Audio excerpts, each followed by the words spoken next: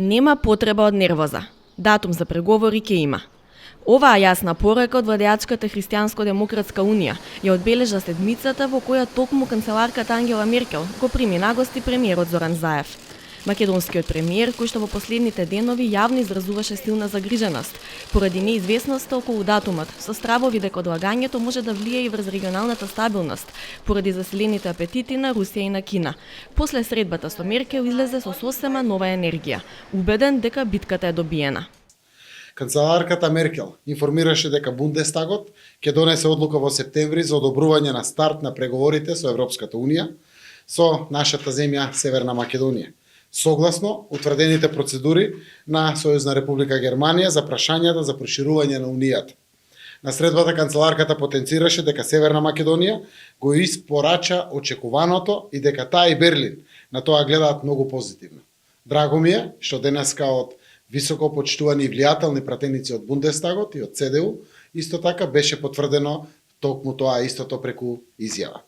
Од наша страна потврдивме дека Република Северна Македонија има целосна доверба во канцеларката Меркел и ја поддржува нејзината политика за процесот на проширување на Европската унија, како и нејзината политика кон Западен Балкан. Јас целосно и верувам на канцеларката Меркел. Од кабинетот на Меркел ја оставија македонската влада да ги соопшти деталите од средбата, но пратеникот Јохан Вадефуп во интервју за Frankfurter Allgemeine Zeitung потврди дека Бундестагот во септември ќе поддржи почеток на преговори. Познавачите велат дека ставот на Берлин останува клучен и покрај различните анализи за позицијата на Германија и во самата ЕУ и во однос на проширувањето. Поддршката од Меркел е и тоа како важна.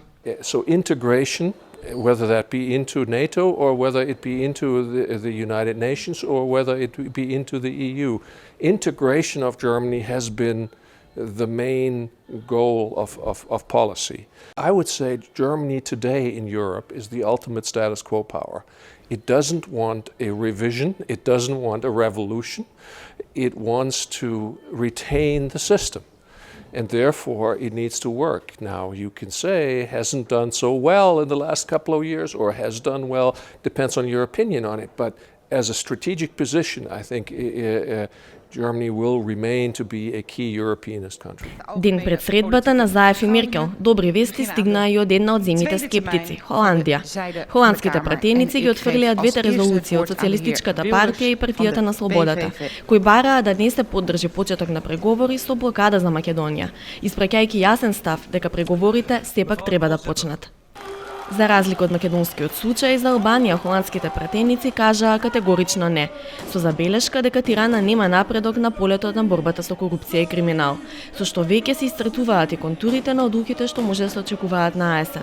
Албанија најверојатно ќе излезе од пакетот.